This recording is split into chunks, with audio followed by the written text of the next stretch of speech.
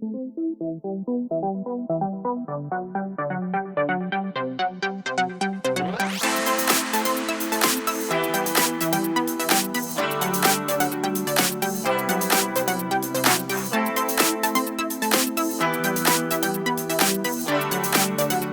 es de que no puedo ver.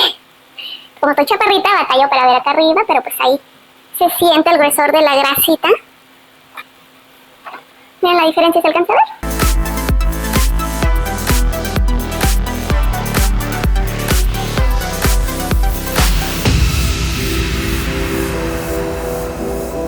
Con un abanico normal es mucho más fácil de poder limpiarlo, pero aquí quería mostrarles cómo yo limpio mi abanico.